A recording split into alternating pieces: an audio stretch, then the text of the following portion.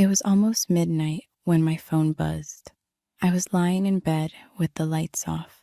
I was not asleep. I was just staring at the ceiling, the way you do when your mind is too full to rest. My phone lit up on the pillow beside me. A message from a number I did not know. I picked it up. The screen was bright in the dark room. I read the message. I can't stop thinking about her. Do you think I should just tell her how I feel? I stared at the words. I did not know this number. I did not know who sent it. And I certainly did not know who her was. It was clearly a mistake. Someone had typed the wrong number. It happens all the time. One wrong digit, and your private message goes to a stranger in the dark. I should have written back something simple. Sorry, wrong number. That is what a normal person would do. That is what I planned to do. But then another message came. I'm sorry. That was meant for someone else. Please ignore that. And then, a second later, this is so embarrassing. Just delete it, huh? There was something in the way he typed. The little ha at the end, the embarrassment. It made me smile in the dark. I do not know why. He sounded sweet. He sounded nervous. He sounded like a real person having a real, scary feeling at midnight. I typed back, "It's okay. Your secret is safe with a stranger." I do not know why I wrote that. Maybe because it was late. Maybe because I was lonely too. Maybe because I liked the idea of being a safe stranger for one small moment. 3 dots appeared. He was typing. "Thank you," he wrote. "A stranger is actually easier to talk to. You don't know me. You can't judge me." "That's true," I typed. "So who is she?" There was a long pause. The 3 dots came and went. Came and went. "A girl in my class," he finally wrote. "I've liked her for months, but I'm too scared to say anything. She probably doesn't even know I exist." I put the phone down on my chest for a moment. My heart was doing something strange, because I knew that feeling. I knew it very, very well. You see, there was a boy in my class too. A boy I had liked for months. A boy I was too scared to talk to. A boy who probably did not even know I existed. His name was Daniel, but this could not be Daniel. This was a wrong number. A stranger. A boy somewhere in the city, thinking about a girl who was not me. I picked up the phone again. "You should tell her," I typed. "The worst thing that can happen is she says no, and then at least you know." "That's easy to say," he wrote back. "But when I see her, my brain stops working. I forget every word I ever learned." I laughed out loud in the empty room. "I know exactly what that feels like," I typed. "You do?" he wrote. "There's a boy in my class," I typed, before I could stop myself. "I've liked him since the first week. I've never said a single real word to him. When he looks at me, I look at my shoes."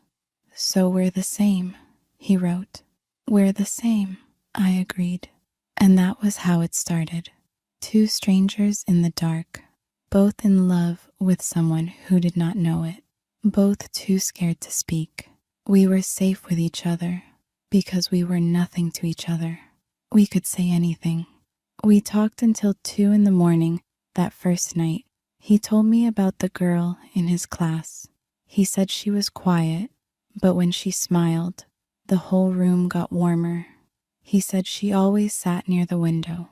He said she chewed the end of her pen when she was thinking. He said she had a small laugh that she tried to hide behind her hand. I told him about Daniel. I said Daniel had dark hair that fell into his eyes. I said he was clever, but he never showed off about it. I said he was kind to everyone, even the people no one else noticed. I said that once he picked up a girl's dropped books without being asked, and I had thought about it for a week. He sounds nice, the stranger wrote. He is, I typed. Too nice for me to ever talk to. Don't say that, he wrote. Anyone would be lucky. I stared at those words for a long time before I went to sleep. The next day, I went to class. I sat in my usual seat near the middle of the room, and a few rows ahead, in his usual seat, was Daniel, dark hair falling into his eyes, bent over his notebook, writing something. I looked at him, and then I looked at my shoes. The same as always. That night, my phone buzzed again. Are you there, stranger? He wrote. I'm here, I typed, and I smiled. We talked every night after that. The next morning, I almost convinced myself it had been a dream. A strange, sweet dream that happens once and never again. I did not expect to hear from him. Why would a stranger want to keep talking to a wrong number? But that evening, as the sky turned dark, my phone buzzed right on time. Are you there, stranger? And my whole chest filled with light. It became the best part of my day. I would go through my classes and my job at the campus library and my quiet dinners alone, and the whole time I would be waiting for the dark, waiting for that buzz, waiting for my stranger. We never used our names. It became a kind of game. He was stranger, and I was stranger too. We decided that names would ruin it. Names would make it real. And if it was real, we might get scared and stop. But we told each other everything else. He told me he was studying to be a teacher. He said he wanted to teach small children because he liked the way they were not afraid to be curious. He told me his father had left when he was young, and his mother had raised him alone, working 2 jobs, and he loved her more than anyone in the world. He told me he was saving money to buy her a proper holiday, the first one of her life. I told him things I had never told anyone. I told him that I felt invisible most of the time, that I had a lot of thoughts, but no one to share them with, that I sometimes ate lunch in the library bathroom so no one would see me sitting alone, that I wanted to be a writer, but I had never shown a single story to another living person. Show me, he wrote one night. I can't, I typed. Why not? I'm a stranger. I can't hurt you. Remember? So I did. I copied out a paragraph of a story I had been writing, a small story about a girl who lived in a lighthouse and sent messages out to sea in bottles, hoping someone, somewhere, would write back. There was a long pause after I sent it. That's beautiful, he wrote. You have to keep writing. Promise me. I promise, I typed. And for the first time in my life, I believed I might actually do it. There was one night I will never forget. It was raining. I could hear it against my window, soft and steady. I told him I loved the sound of rain at night. I told him it made me feel safe, like the whole world had slowed down just for a moment. Look outside, he wrote. Is it raining where you are too? I looked. It was. Yes, I typed. It's raining here. Then we're under the same sky, he wrote. The same rain, even if you're far away. I did not tell him he had no idea how close I really was, that his rain and my rain were the same rain, falling on the same small city, on 2 windows that were maybe only streets apart. I held that secret in my chest like a warm stone, and I smiled, and I typed, the same sky. Can I tell you something? He wrote. Always, I typed. These conversations are the only time all day I feel like myself, he wrote. When I'm out there, I'm quiet. I'm the boy who doesn't say much. Nobody really knows me. But here, in the dark, with you, I'm someone else. I'm the person I actually am inside, and I've never had that with anyone before. I read it 3 times. It's the same for me, I typed, and it was the truest thing I had ever written. You're the only person who has ever known the real me. Two real people, he wrote, hiding in the dark. Two real people, I agreed. We stayed up until the rain stopped, and when I finally fell asleep, I was still holding my phone. The weeks passed, and something strange and quiet was happening to me. I was falling, not for Daniel, the boy in my class, or not only for him. I was falling for a voice in the dark, a voice with no face and no name, a boy who made me laugh at midnight and told me my stories were beautiful. It scared me, because how do you fall in love with someone you have never seen? Someone who might be anyone? Someone who was still, every night, talking about the girl in his class that he loved? That was the hard part, because even as we grew closer, he still talked about her, his girl, the quiet one by the window, with the hidden laugh. He was working up the courage to speak to her, and every night I helped him. I, the girl who loved him, helped him plan how to win someone else. I think I'm going to talk to her tomorrow, he wrote one night. My heart dropped. That's great, I typed. My fingers felt heavy. I'm terrified, he wrote. You'll be fine, I typed. Just be yourself, the self I know. If she sees even a little of that, she won't stand a chance. You always know what to say, he wrote. Honestly, sometimes I think. He stopped. You think what? I typed. Nothing, he wrote. It's silly. Tell me.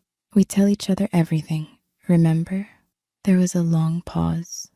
Sometimes I think the girl I really talk to is you, he wrote. The stranger, not her. I don't even know your name, but I know you better than anyone. Isn't that strange? I could not breathe. I stared at the words on the screen until they blurred. That is strange, I finally typed, because I did not know what else to say. I'm sorry, he wrote quickly. That was too much. Forget I said it. I'm just nervous about tomorrow. It's okay, I typed. Go to sleep. Talk to your girl tomorrow. You deserve to be happy. So do you, stranger, he wrote. Good night. I did not sleep at all that night. The next day at university, I could barely concentrate. I kept thinking about what he had written. The girl I really talk to is you. I turned the words over and over in my mind, like a stone in my pocket. But he did not know I was in his phone.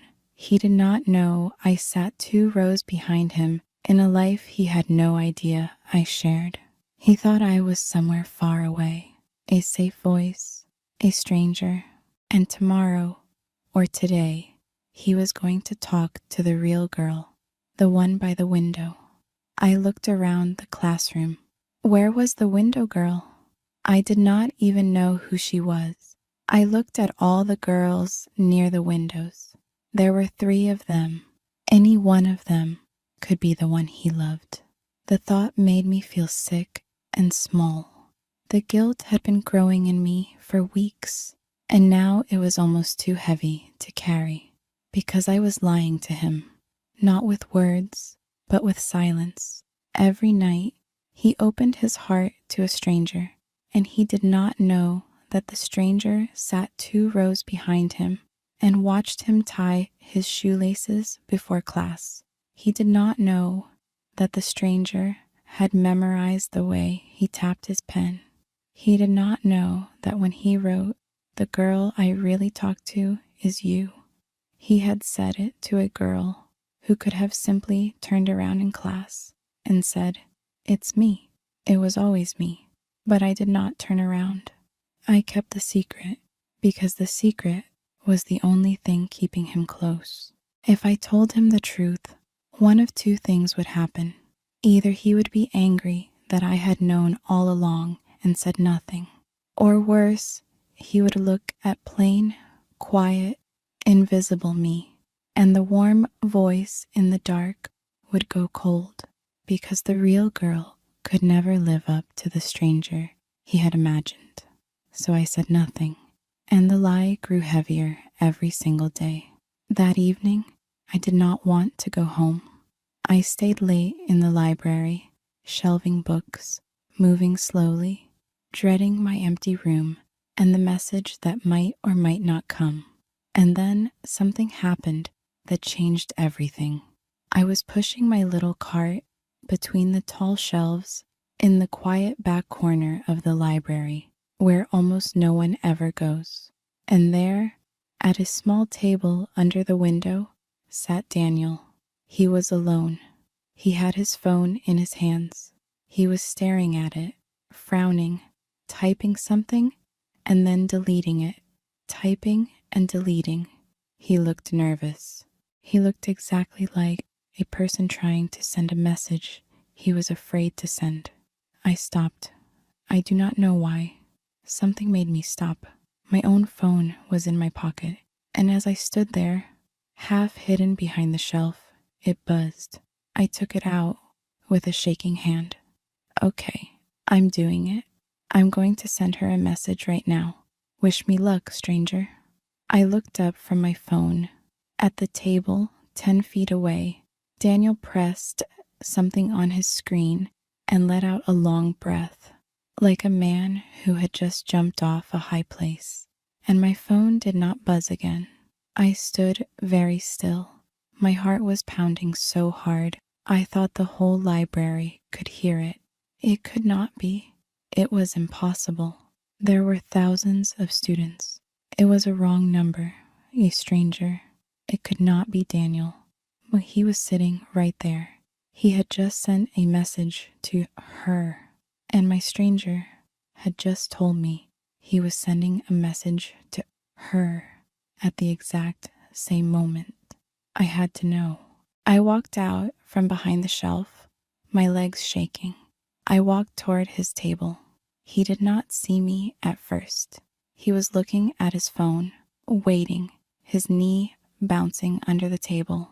Daniel, I said. My voice came out small, but he heard it.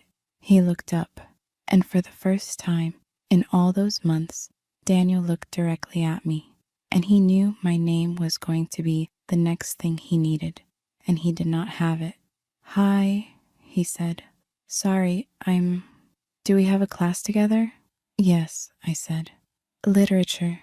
I said 2 rows behind you. Right, he said. Right, of course. I'm sorry. I'm a bit distracted today. He gave a nervous laugh and rubbed the back of his neck.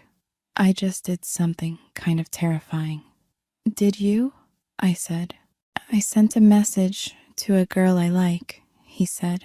I've been too scared to talk to her for months, so I finally just sent it to her number, and now I'm sitting here feeling sick, waiting to see if she replies. He shook his head. Sorry, I don't even know why I'm telling you this. You're a stranger. The word landed in the middle of my chest like a stone dropped into still water. Stranger. What did you write? I asked. My voice was barely a whisper. He looked at his phone, then back at me. I wrote, I've liked you since the first week of class. I've never had the courage to say it. I'm probably too late, and you probably don't even know I exist, but I couldn't keep it inside anymore. It's Daniel from literature. I felt the world tilt because I had not received that message. My phone had not buzzed with those words, which meant he had sent it to her real number. The window girl, the one he loved. Not me, of course not me. I was the stranger, the wrong number, the safe voice in the dark. I was never the girl he was trying to reach. That's very brave, I managed to say. I hope she writes back. Thanks, he said, and he smiled at me. A real, warm, nervous smile, and I understood completely why the stranger had said the whole room got warmer when she smiled, because it did, even now. even breaking my heart. His smile was the kindest thing I had ever seen. I turned to go. I had to go before I started to cry in the middle of the library. But as I turned, my elbow knocked my phone off the top of my cart. It fell to the floor with a clatter and slid across the wooden boards, stopping right at Daniel's feet. He bent down and picked it up, and as he lifted it, the screen woke up. And there, on my screen, was our whole conversation. Months of it. Stranger and stranger. Midnight and midnight and midnight. The lighthouse story. The girl who sent messages out to sea, hoping someone would write back. He went very still. He looked at the screen. Then he looked at me. Then he looked at the screen again. This is, he said slowly. These are my messages. This is the stranger. This is... He scrolled up with his thumb, his hand trembling now, reading, and I could not move. I could not breathe. I could only stand there and watch my secret unfold in his hands. It was you, he whispered, the whole time. The wrong number. It was you. I did not know what to say, so I said the truest thing I had. I didn't tell you, I said. You texted the wrong number months ago, and it was me. And I knew, almost from the start, that you were a boy in my class. But I never told you, because I loved talking to you. And I was scared that if you knew it was just me, plain invisible me, you would stop. Daniel stood up slowly. He was holding my phone in both hands, like something precious. Plain invisible you, he repeated.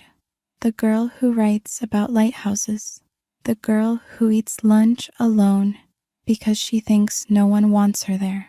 The girl who has liked a boy in her class since the first week and never said a word.